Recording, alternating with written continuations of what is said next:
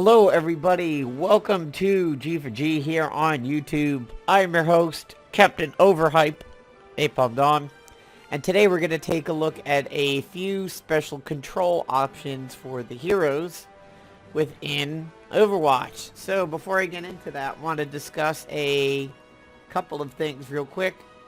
One, we're going to deal with some bugs here in Overwatch. One of the bugs that has been happening with Overwatch ever since the early betas is the just crash kickout. Some people will just crash the desktop, the game just disappears. Other people will get kicked out of the server and there's no apparent reason. You can get right back in, you can relaunch the game. Nobody really knows exactly what's going on with that yet, but that's been something that's been happening for a while. Another thing is there are times where if you tab out of Overwatch, you will come back in and it will be windowed. Instead of full screen, just set it back to full screen and hit apply. Also, in case you don't know about it, you can actually hit the shop button and you will have real money transactions over here for loot boxes. A little disturbed by this on Blizzard's part. I mean, to see microtransactions in a game that you pay for, and I don't mean like big DLCs or like hero packs or something like this, but to see the loot boxes available, I don't know how I agree with that. I mean, bundles and everything in Heroes of the Storm, fine. Card packs and expansions in Hearthstone, fine. I mean, these are free-to-play games on that, but Overwatch is not, so I mean, I guess I understand it. There is a convenience factor here if you say, let's say you main May or Lucio or Reinhardt, and you are just not getting drops for that character, especially skins, and you're just like, man, I really want to get a different May skin. I main her and I want to stand out. You know, this could be a decent shortcut. As you can see here, the price is 2 for 2.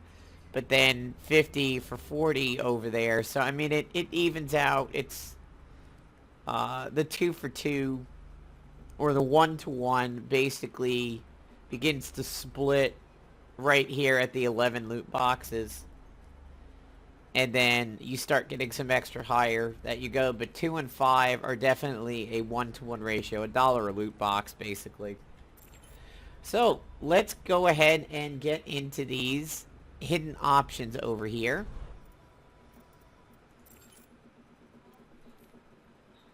I shouldn't say hidden options, but they're probably ones that not a lot of people particularly know. So you have your keybinds over here, and this area's been refined a little bit. One of the things that I like to do is I have bound my ultimate status to U, very straightforward. Over here, communicate ultimate status, I have it bound to U, and then I have my spray bound to S. Again, just very literal.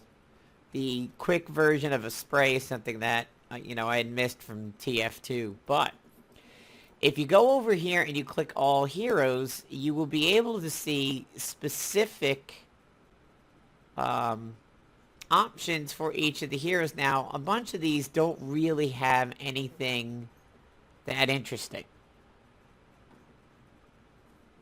But some of them do have additional functions over here. So Bastion and Diva, as you can see, nothing particularly unusual over here. By the way, toggle FPS display and toggle net graph. These are things that people may want to look into a little bit. When people think they maybe are having lag or net issues, there are some icons that are a little hard to decipher on the left side of the screen.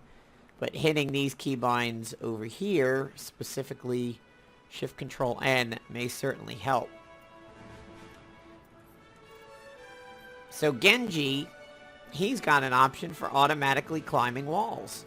And that means if you just walk up to a wall, you'll just start ninja-ing up it without a second thought, rather than basically telling him to. He just goes up. By the way, there is a crouch in the game, and there is also a toggle crouch, so that you can stay crouched if you want to, instead of holding it down to do it.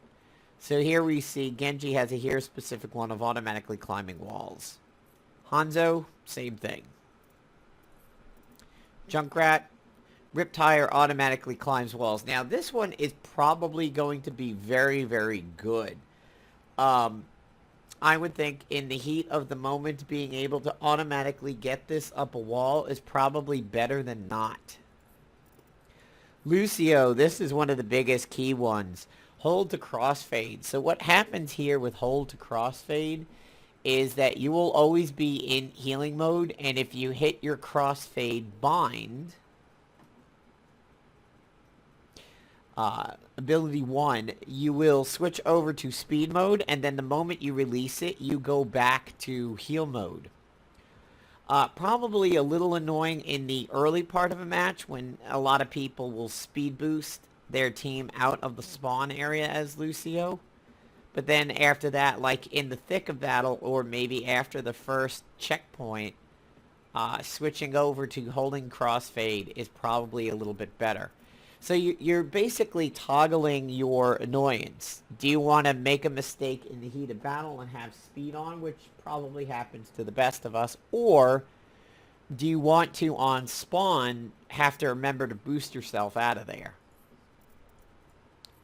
McCree, nothing new on him. May, nothing new on her. Mercy, toggle beam connection, and Guardian Angel prefers beam target. So for this, toggle beam connection, that one I'm not too sure about because I don't use Mercy that much. But the Guardian Angel preferring the beam target is her mobility. This is what allows her to fly to others. I think toggle beam connection, if I remember, is maybe a sticky thing where it stays on somebody unless you click that ability and then it switches, rather than just going where your reticle is. Guardian Angel prefers beam target.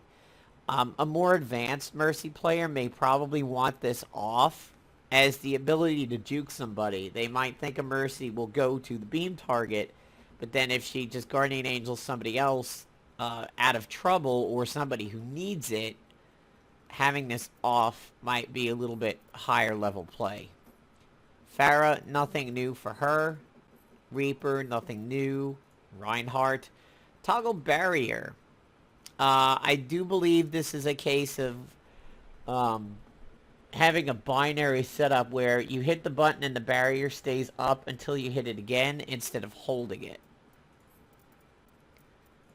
Roadhog, nothing. Soldier 76, allied health bars. This is something you want to turn on because this allows you to drop your health station when others need it and to be very, very aware of it. Symmetra, nothing new here, which is kind of surprising. We'd almost think she would. And it looks like you get a little star if you play with the options. Torbjorn, nothing. Tracer, nothing. Widowmaker, toggle zoom, relative aim sensitivity, wall zoom, so you can go ahead and change basically what a lot of people do with like mouse DPI changes. You can actually do it right here in the game. And toggle zoom, I believe, is instead of holding it, again, it's binary. It's on, and then if you hit it again, it's off. Winston, nothing new there. Zarya, allied health bars, again, similar to Soldier, and there's that star. And Zenyatta, nothing new. The other thing you could do is play around with your reticle. It would be a nice... Okay, so that one is hero specific. If you play with it over there. Here's a default. It would be nice if you got an example of this. It's kind of a shame that you don't see an example over here. Like the Unreal series, the Unreal Tournament series always had examples over there.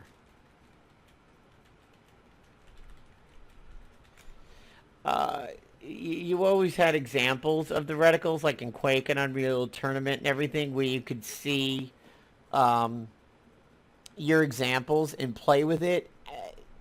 being able to change the type and the color and not have an example as you're playing with it, I think is they're missing it on that one. I think they need to maybe rethink that a little bit. It's a little hard to do something here and then get in a map and be like, oh shit, nope, don't like that.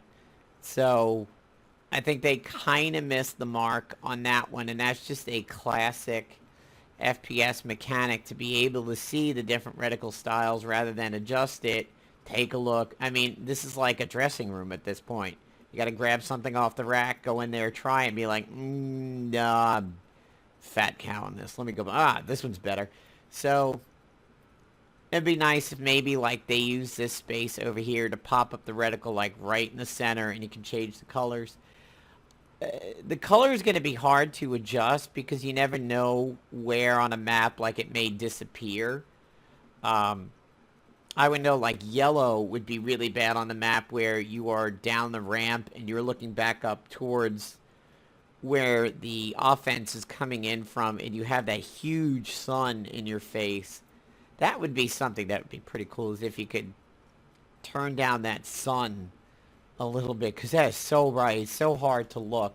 It's that little trough area where the cart starts off near the attacker's area, and there's a lot of like sniper spots and towers and bridges, and then there's that dip as it goes down into the indoor area. And if you are on the defense and you were looking up that ramp towards the attackers, my god, that sun is just so bad. Here is where you can turn off skirmishing while searching. I don't know if a leader has this on, if it overwrites yours. You can, the network quality notifications, those are those little icons you get on the left. Always skipping the kill cam. I like having it on because sometimes I like to see the bullshit and be like, man, on my screen, I was around the corner from that. How did that hit me? So I like keeping this one on, but a lot of people turn it off. And then here on social is where you can turn off the profanity filter. Every now and then in other Blizzard games, this one snaps to being back on. Hopefully this one doesn't do that. And then here is your FOV. Mine is that by default it's actually cranked, but some people always play with this one. Be nice if we got tooltips on some of these. Like, I would like to see what the display performance stats are exactly. And then here under graphics quality, you can play around with a couple things. So guys, I hope you enjoyed taking a look at some of these out-of-the-way controls. I won't say secret or hidden, but controls that you often don't see readily available in the game. Hope you enjoyed the video. Peace out.